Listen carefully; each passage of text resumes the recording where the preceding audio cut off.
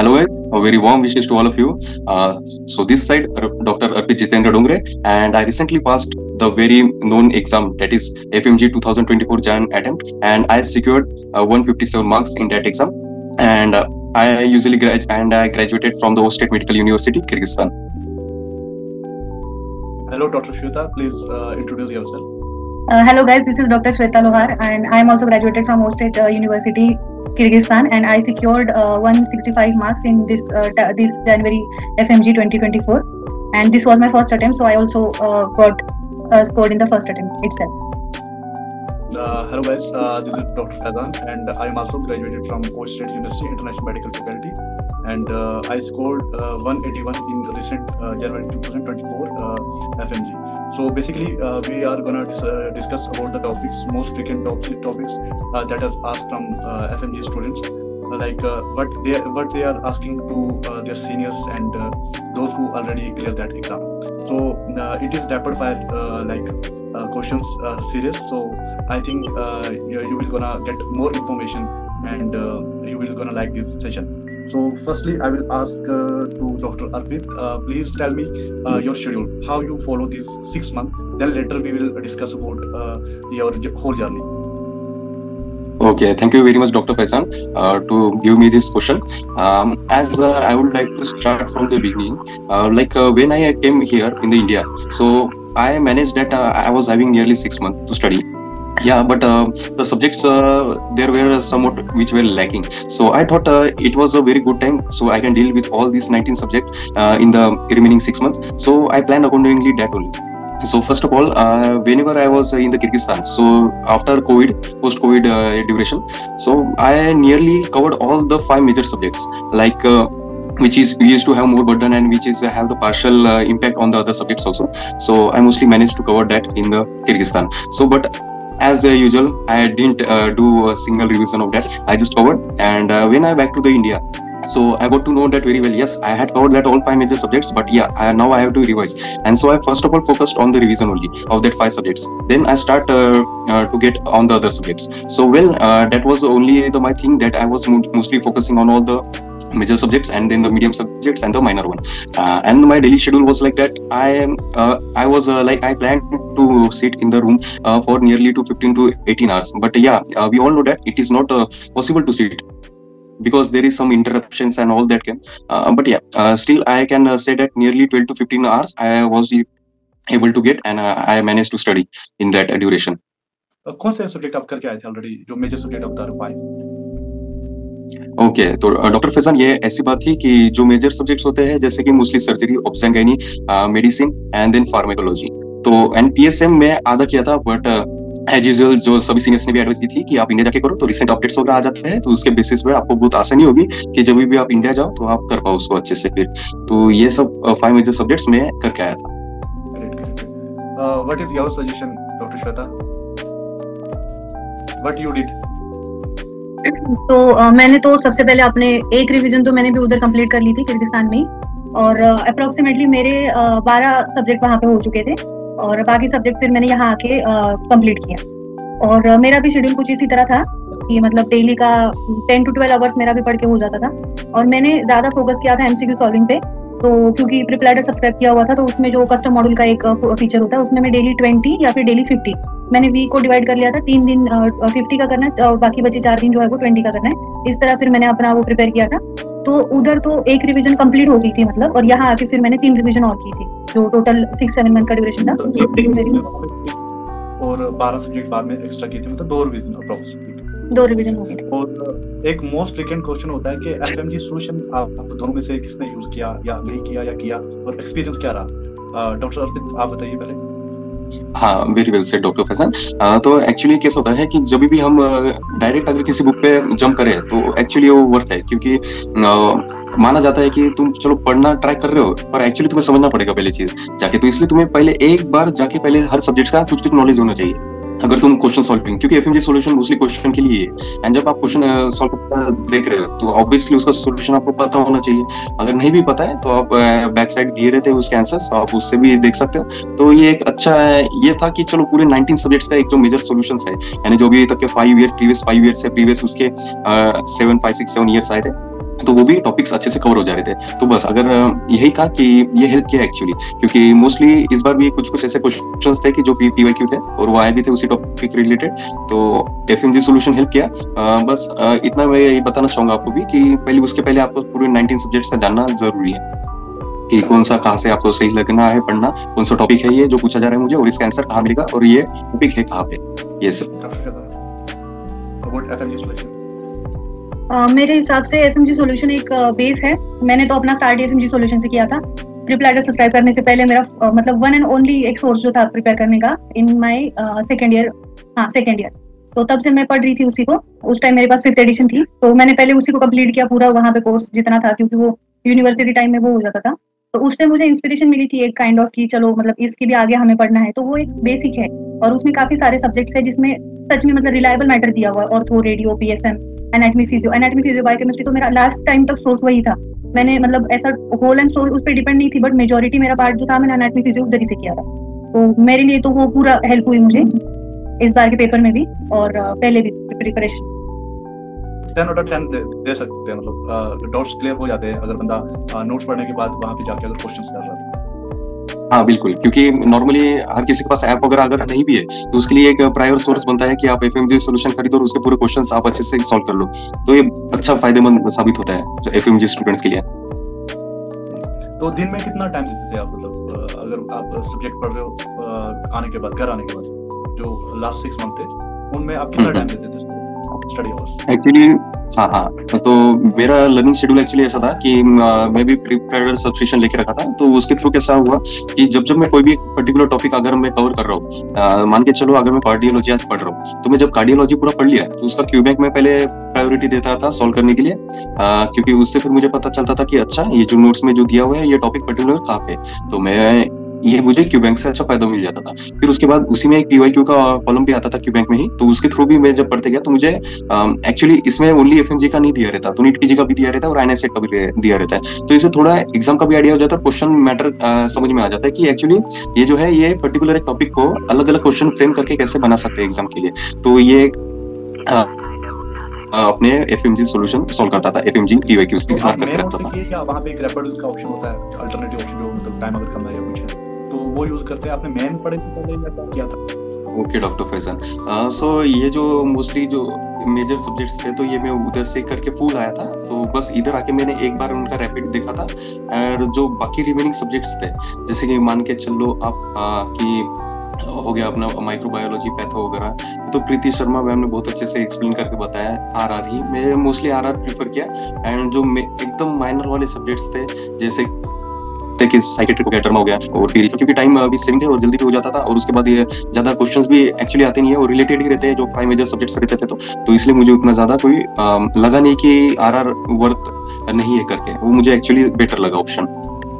और एक safe option है अगर किसी के पास टाइम नहीं है, हाँ सेफ ऑप्शन, ज्यादा नहीं पढ़ना चाहता, ज्यादा नहीं कर सकता, जिसके पास टाइम की कमी है या जो सोचता है कि मेमोराइज नहीं होगा इतने नोट्स, तो उसके लिए बेटर ऑप्शन है। ठीक है, तो आपने कब से उसके लिए बेटर है, कब से मतलब प्रिपरेटरी टाइम किया?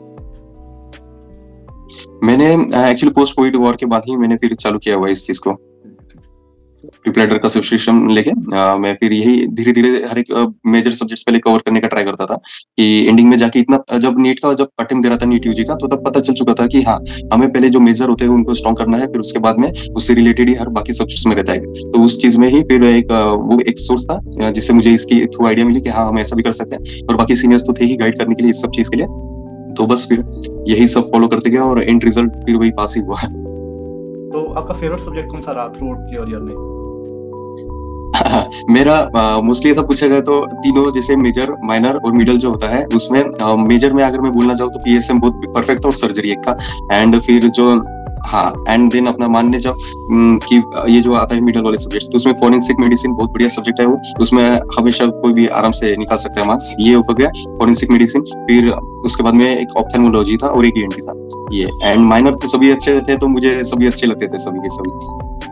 तो आपका वो एक्सपीरियंस जो था स्टडी के लिए? तो कॉलेज लाइफ में ऐसा था कि मोस्टली कोविड के बाद में जब चालू हुई थी हमारी बैचेस, तो 2 साल बाकी थे, तो नॉर्मली जब हर कई क्लासेस लग जाते थे, कभी कॉलेज में लगते थे तो कभी बाहर लगते थे, तो ये टाइम मैनेजमेंट हमें जानना बहुत जरूरी था पहले, क्योंकि कैसा है कि हम क्लास भी करते रहते थे और लेक्चर भी करते थे, फिर उसके बाद खाना भी बनाना होता था वहाँ पे, तो और फिर उसके बाद टाइम मिला नहीं मिला, फिर सोने में आधा जाता था। एंड मोस्टली ठंडी वाली कंट्रीज में तो नींद ज्यादा ही आती है, तो वही एक चीज थी। तो इन सबको मैनेज करते हुए मोस्टली मैंने 4 to 5 आवर्स निकाल के रखा था डेली पढ़ने के लिए, एंड उसी में मैं मोस्टली कवर करते रहता था यूट्यूब वीडियोस अपना कुछ जैसे कि जो टॉपिक अगर नहीं समझ में आ रहा, और फिर मोस्टली तो मैं प्रिपेयर के वीडियोस ही प्रीफर करता था, क्योंकि वो बेस्ट थे, और फिर इतना ज्यादा इधर उधर जाने की जरूरत भी नहीं पड़ती थी फिर उसके बाद ऐसा। तो आपने टोटल रिवीजन कितनी की यहाँ घर आने के बाद?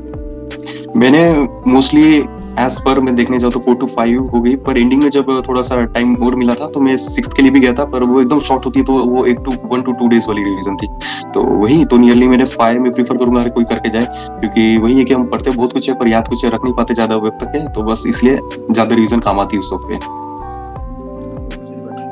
तो कोई एडिशनल सोर्स एक्स्ट्रा ऐड करने की जरूरत होती है या मतलब कुछ नहीं करना चाहिए? हाँ देखो ये एक हाँ डॉक्टर फैजन वेरी कम रह गया, ये वाली चीज इस नोट्स में नहीं है, मैं यहाँ से ऐड करूंगा यार, वो भी पढ़ लेता हूँ ये भी पढ़ लेता हूँ, तो वो सही चीज है या मतलब नहीं करना चाहिए आपको? हाँ तो जो कोई भी फर्स्ट ये अटेम्प्ट देता है तो वो बच्चा हमेशा यही सोचता है कि हाँ कि मुझे शायद जो मैं पढ़ रहा हूँ उससे मेरे क्वेश्चन सॉल्व नहीं हो रहे, क्योंकि क्या होता है हम हमेशा कंपैरिजन मोड में रहते हैं कि अगर मेरा दोस्त अगर उस सब्जेक्ट में अच्छा मार्क्स ला रहा है, मैं क्यों नहीं ला रहा, मेरा सोर्स ये है, उसका सोर्स दूसरा है, XYZ है, तो बस यही कंपैरिजन में वो सोचता है और फिर वो दूसरे इसमें जाने का जंप मारने का ट्राई करता है, तो ये बहुत गलत है। एक्चुअली कैसा है कि ये आता है, मुझे भी बहुत सीनियर्स ने बोले थे कि आप ऐसा नहीं करना है, पर जब जो पढ़ते रहते हैं उसके दिमाग में ये ख्याल आता ही है, तो ये मैं नहीं बोलूंगा कि ये सही है करके ऐसा सोचना, क्योंकि बात ये है कि एंड में तुम्हें वही निकालेगा जो तुमने पढ़े हो। ऑब्वियसली एग्जाम में वही सब आता है और इजी लैंग्वेज रहती है, तो बस आपको बेसिक्स क्लियर करने हैं अच्छे से, और उसके बाद में क्वेश्चन सॉल्विंग मोस्ट इंपॉर्टेंट है, उसको आप जितना टाइम दे सकते हो ज्यादा ये आपने प्रिफर करना चाहिए उस चीज के लिए। उसमें कितने एमसीक्यू कर हाँ तो नियरली जब 4 मंथ्स मैं बताऊंगा, अगर स्टार्टिंग के 4 मंथ्स तो मैं मोस्टली वही टॉपिक रिलेटेड ही एमसीक्यू सॉल्व किया करता था, तो नियरली वही 50 to 100 का रहता था नॉर्मली रोज का, और फिर जैसे एंडिंग में आते गया तो मेरा फिर एमसीक्यू सॉल्विंग और ज्यादा बढ़ गया, क्योंकि फिर उसमें जो अपना यूट्यूब में वीडियोस आते थे LLR के हो गया, फिर नेक्स्ट LN के वीडियोस वगैरह क्वेश्चंस, यानी मैं रैंडम हर किसी के देख लेता था कि चलो अगर इससे भी कोई अगर रिलेटेड आ गया तो हेल्प ही हो जाएंगे हमारे। नियरली 150 क्वेश्चंस या 200 तक का मैं सॉल्व कर लेता था पर दिन एंडिंग के 2 मंथ्स में। तो उसके बाद जब आप सब्जेक्ट जो कंप्लीट करते थे उसके बाद क्वेश्चंस करते थे, कहाँ से क्वेश्चन करते थे? वो रैपिड रिवीजन से करते थे, मेन क्वेश्चन करते थे, या हाल जो PYQs थे वो वाले करते थे सब्जेक्ट के बाद?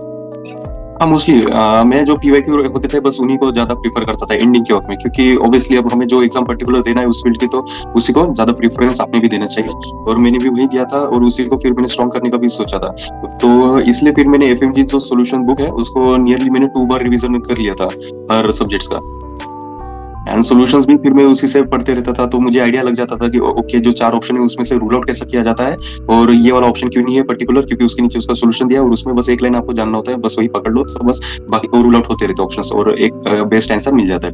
तो ये सब अच्छा एक मुझे लगा कि FMG सॉल्यूशंस ने निकाल के दिया है, और बाकी फिर हाँ प्रेप भी अच्छे से देता था जो कि उनके PYQ थे, बस लैंग्वेज थोड़ी सी डिफरेंट मिलती है पर जो टॉपिक है वो हमेशा सेम रहता है, तो इसलिए टॉपिक मोर प्रेफर। एंजाइटी तो मेरे साथ वाले थैली में बैठे हुए मैं घर में कर रहा हूँ, तो मतलब क्या मैसेज है, मतलब कोचिंग करनी चाहिए या खुद से इंसान कर सकता है, या कुछ ज्यादा डिफिकल्ट होता है खुद से करना? आपका ओपिनियन क्या है? Okay doctor Faisal, so mostly मैं आपको ये बताना चाहूंगा कि इनकेस अगर आप एकदम ब्लैंक माइंडेड आ रहे हो इंडिया में, और आप जैसे कि अगर कुछ पढ़ के आ रहे हो तो फिर आप ठीक है आप घर बैठ के पढ़ने लायक हो, आप मान सकते हो वो एक चीज, लेकिन चलो आप कुछ भी नहीं पढ़े लेकिन तभी भी बंदे घर में बैठ के निकाल सकते हैं, ये कोई ये नहीं बात है।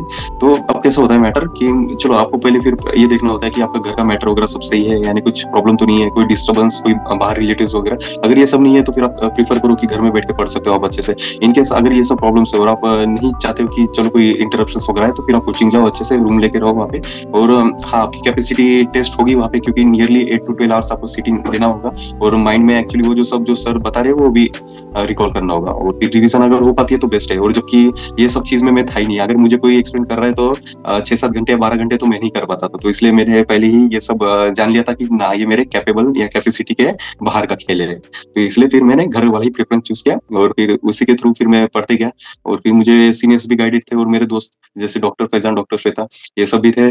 तो हम बातचीत करते थे कैसा क्या करना है, क्या नहीं करना है। तो बस इसी चीज में फिर हेल्प हो गया, और हम ही खुद को मोटिवेट करते थे, और बस यही चीज में। और फिर बाकी सब जो छोटे छोटे कुछ एक रहता है, जैसे कि स्टिकी नोट्स बनाओ ये पर्टिकुलर टॉपिक का, तो ये सब समझ के हमने खुद को अपलिफ्ट करा है, और बस घर का अटेम्प्ट फिर अच्छा लगा और पास भी हुए। तो ये सब वो जो 20th नोटबुक होती है, जो एक्स्ट्रा नोटबुक बनाते हैं, तो उस नोटबुक का क्या मतलब क्या ओपिनियन है, वो बनानी चाहिए या क्या करना चाहिए? ऑब्वियसली डॉक्टर फैजान, ये अच्छा क्वेश्चन था कि इसमें कैसा होता है कि ऑब्वियसली कि जब हम इतने बड़े बड़े नोट्स पढ़ते हैं, जैसे कि प्रेप के भी नोट्स हो गए या तो बाकी एफएमजी सॉल्यूशंस भी देख लो, तो कैसा होता है कि हमें एक पर्टिकुलर एक पॉइंट चाहिए रहता है कि बस हम उस लाइन को पढ़ ले, या तो टॉपिक की जो उस लाइन को पढ़ ले, तो बस ये हमारा हो जाना चाहिए। हम हमेशा एंडिंग में ये चाहते हैं, तो इसलिए 20th नोटबुक हमेशा कम में आती है, क्योंकि हम हमेशा उसमें जो होता है समरी लिखते हैं, हर जो रिपीटेड जो एक लाइन पूछी जा रही क्वेश्चन में, एमसीक्यू में। तो एमसीक्यू सॉल्विंग क्यों इंपॉर्टेंट होती है, वो इसी चीज के लिए कि आप वो टिपिकल लाइन जान पाओ कि हाँ ये क्वेश्चन में ये पूछा जा रहा है और यही टॉपिक से आ रहा है हमेशा। तो बस वो लाइन तुम्हें हमेशा याद रह जाएंगी, ऐसी चीज होती है। तो इसलिए हमेशा 20th नोटबुक बहुत काम की होती है। और ऐसे नहीं होता कि 20th जो नोटबुक होती है पूरे 19 सब्जेक्ट का पूरा सब कुछ लिख के रख दो, नहीं। ये आपको हमेशा 2 या 3rd रिवीजन के बाद ही बनानी चाहिए, क्योंकि फर्स्ट रिवीजन में आपको सब कुछ इंपॉर्टेंट लगने लग जाता है। सेकंड रिवीजन में आप जाते जाते धीरे धीरे ये करते हो क्वेश्चन सॉल्विंग, तो क्वेश्चन सॉल्विंग थोड़ा क्वेश्चन समझते हैं और कुछ नहीं समझते, तो ये एक चीज आती है। इसलिए सेकंड थर्ड के बाद ही प्रीफर करो 20th नोटबुक बनाने की, और उसमें हमेशा समरी आती है जो कि आपके फाइनल रिवीजन में बहुत इंपॉर्टेंट होती है। जैसे कि अभी जब मैं एग्जाम देने के लिए जा रहा था, तो सुबह मुझे मॉर्निंग में 2 आवर्स थे, तो मैंने बस उन्हीं नोट्स को प्रीफर किया पढ़ना, और ये मेरे लिए बहुत अच्छा हुआ, क्योंकि मोस्टली मेरे 10 क्वेश्चन उसी में से आए थे, जो फाइनल जो रीड किया था मैंने उस नोटबुक्स में से। तो ये ऐसा बात थी। और फिर जो नेक्स्ट जो सेकंड पेपर के लिए भी गैप मिले थे, तो उसमें भी कुछ कुछ देख लिया था मैंने, तो ऑब्वियसली वो भी काम में है सब, तो आता है। तो डॉक्टर अर्पित, आपका क्या ओपिनियन है इस पे कि जो रिकॉल्स होते हैं वो कितने ही सही होते हैं और कितने गलत होते हैं, उनको देखना चाहिए या नहीं देखना चाहिए, उस पे क्या है? हाँ डॉक्टर फैसल, सो इसमें मैं यही बताना चाहूंगा कि ये डिपेंड करता है अब एक्चुअली जो बंदा है वो सब कुछ मैनेज कर सकता है कि नहीं, क्योंकि इसमें बहुत जो एक प्रॉब्लम आती होती है एंजाइटी की, कि रिकॉल्स देखेगा और उसके अगर गलत हो गए तो फिर वो पैनिक अटैक्स भी आ सकते हैं, उसको बहुत सी चीजें होती है।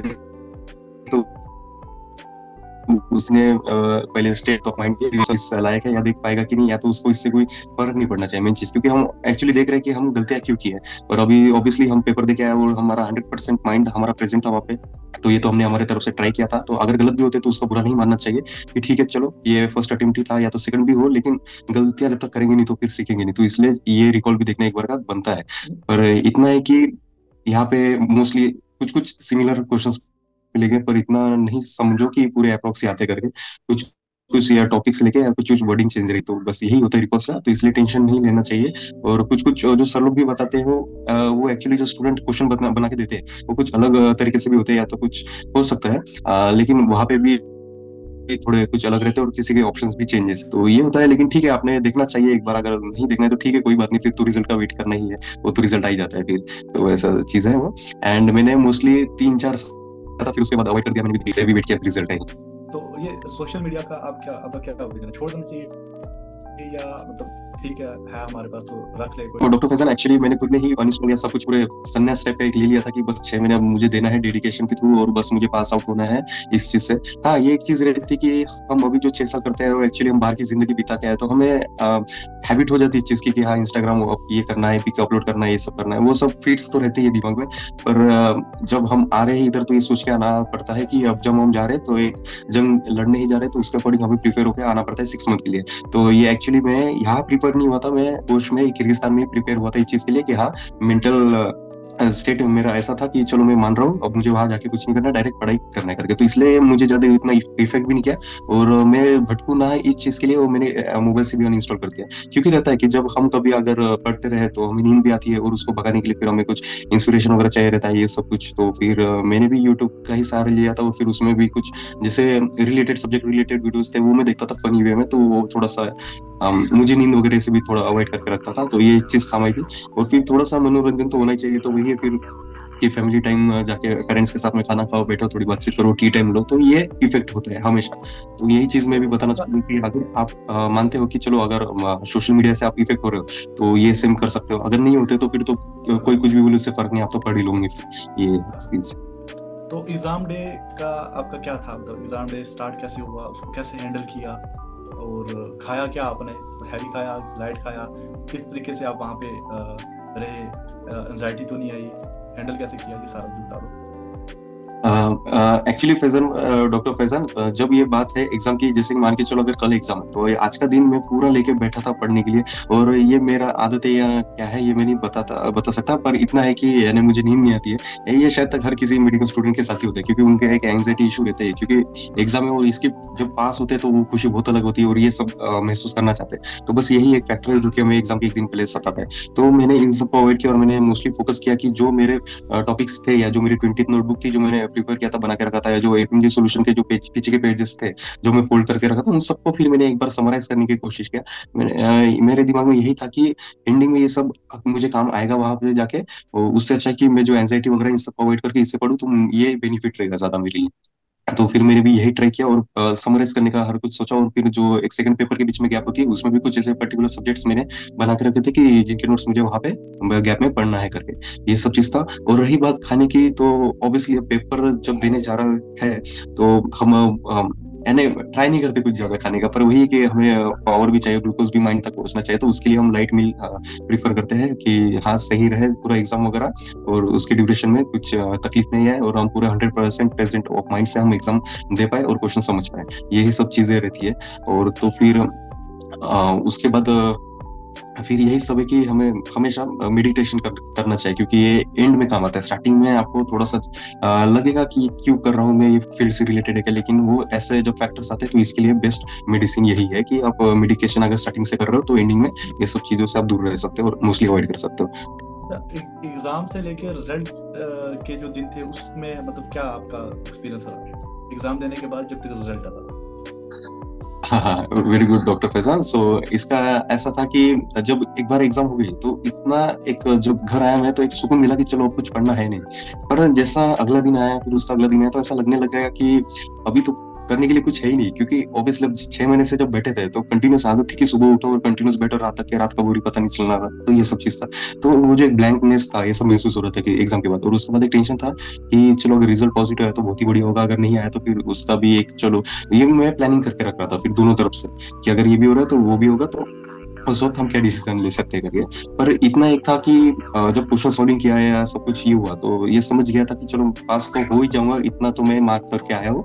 और जहाँ तक है कि सिली मिस्टेक्स तो हमेशा हर कोई करता है और मैं तो बहुत ज्यादा ही करता हूँ ये चीज में, तो यही बात हुई है मेरे साथ तो पर कोई नहीं, तो एंड रिजल्ट ये है कि चलो सही रहा सब कुछ, तो अच्छा लगा ये सब के लिए। पर इतना है कि जब तक रिजल्ट नहीं आता कुछ बता नहीं सकते थे, तो ये जो एग्जाम के बाद और जो रिजल्ट के बीच का दिन रहता है ये बहुत स्ट्रेसफुल रहता है, और ब्लैंक आप सब ब्लैंक रहते हैं, कुछ करने के लिए आपके पास होता नहीं। तो इसलिए मैंने भी खुद को फिर अदर एक्टिविटीज में इन्वॉल्व रखा था, फ्रेंड्स के साथ बाहर जाना, या तो फिर इधर जैसे ट्रिप्स हो गया है, ट्रिप्स टाइप का, फिर फैमिली के साथ टाइम देना, स्पेंड करना, ये सब। तो अपने जूनियर्स को क्या सजेशन दोगे, क्या स्पेशल टिप्स सजेशन जो भी? तो मैं जूनियर्स के लिए या जो फर्स्ट अटेम्प्ट दे रहे हैं मैं उनके लिए यही बताना चाहूंगा कि आप एक बार हर सब्जेक्ट्स की पहले रिवीजन करो, और किसी सब्जेक्ट को आपने छोड़ना नहीं चाहिए, क्योंकि हर 19 सब्जेक्ट बहुत इंपॉर्टेंट रहते हैं और वो सभी इंटरलिंक्ड, आजकल सब क्लिनिकल टाइप का नॉलेज या क्वेश्चन जो बनाने लगे, तो उसके लिए आपको सब पढ़ना है। और अगर नहीं हो पा रहा तो आरआर तो बेस्ट है, ये तो आपको बताया हो। और फिर उसके बाद में आपको जो फैकल्टी अच्छी लगी वो आप प्रीफर करो, उससे पढ़ना कोशिश करो। और ऐसा है कि आप क्वेश्चंस मैटर हमेशा करते हैं, तो आप इसके लिए 100% टाइम निकाल के इसको सॉल्व करो। और ऐसा ही नहीं कि मैं बस सॉल्व करूँ, आपको उसको समझना है कि एक्चुअली जो एग्जामिनर ने क्वेश्चन पुट किया तो हमें वो पूछ क्या रहा है, और पूछ रहा है तो पर्टिकुलर उस टॉपिक की कौन सी लाइन है जिससे उसने ये क्वेश्चन बनाया, तो ये बहुत इंपॉर्टेंट रोल है। तो ये होती है यानी एमसीक्यू सॉल्व करने की प्रैक्टिस। तो बस आप ये करते रहो, और उसके बाद में आपका ऑब्वियसली जब क्वेश्चन समझ रहे तो हम क्वेश्चन देने ही जाएंगे एग्जाम में, तो बस यही सब काम आती है और यही सब ट्रिक्स होती है, इसको भी याद रखने के। कुछ निमोनिक्स के थ्रू याद करो, कोई टॉपिक अगर याद नहीं हो रहा तो ये चीज आपको हेल्प करती है ऐसा। एंड जो अगर बात करते कि जो रिपीटर्स है तो उनको एक्चुअली फेल हुए नहीं है, वो एक्चुअली सिली मिस्टेक्स के कारण ही फेल हुए, मैं तो यही मानता हूँ। क्योंकि हर कोई जो 120 हो गया या 130 हो गया, 140 की 150 के नीचे है, तो वो मेहनत हर किसी ने किया है, बस वही है कि क्वेश्चन को आपको समझना है, एक बार वो समझ गए तो बस हर कोई एग्जाम इजी है। और क्योंकि पढ़ाई तो हर कोई कर रहा है, वही टॉपिक हम भी पढ़ रहे हैं, आप भी पढ़ रहे, तो यही सब सीन है। बस एग्जाम के लिए क्वेश्चंस आप मोर प्रीफर करो, एंड ऑब्वियसली फिर तो पास होना ही। तो आपका फेवरेट टीचर कोई? मेरे फेवरेट टीचर एक्चुअली तो मैं प्रीति मैम को प्रीफर करना चाहूंगा, क्योंकि एक्चुअली मैं माइक्रोबायोलॉजी एंड पैथोलॉजी बिल्कुल पसंद नहीं करता था, तो उनके निमोनिक्स के थ्रू मुझे बहुत अच्छे लगे। तो बेस्ट तो एक्चुअली सभी टीचर है, पर ऐसा है ना कि जो सब्जेक्ट्स अगर पसंद नहीं आते और उसको भी आप फेवरेट बना दो तो टीचर ऑटोमेटिकली फेवरेट बन ही जाता है फिर आपका, तो यही एक चीज थी। एक्चुअली ना वो सबके फेवरेट हैं, उन्होंने ऐसे निमोनिक और ऐसी चीजें क्रिएट की है ना, वो आई डोंट थिंक कोई इतना कोई कर पाएगा, तो इजीली रिवाइज हो जाते हैं कॉम्प्लिकेटेड सब्जेक्ट में, हमारे बहुत ही मुश्किल होता है क्योंकि हम क्लिनिकल ज्यादा फोकस करते हैं ना, तो दैट्स ग्रेट। बिल्कुल doctor Faizan, much joining and congratulations to you and your family। तो ज्यादा तो मुबारकबाद के लायक आप और आपकी फैमिली और जो आपके पेरेंट्स हैं, पेरेंट्स मोस्टली पेरेंट्स वो बहुत हार्ड वर्क करते हैं हमारे। and thank you so much for joining, and if you wanna talk about other things like other topics, other questions, so you can। Okay doctor Faizan, thank you very much, आपने ये मुझे priority the question पूछने का वगैरह। तो मैं doctor Faizan आपसे पूछना चाहूंगा कि आप तब हैंडल किया, मैनेज किया, क्योंकि आप हो तो स्टार्टिंग से काम, लेकिन तभी भी कि बाकी स्टूडेंट्स को भी हेल्प हो जाए ये चीज, तो मैं आपको ये पूछना चाहूंगा पहले।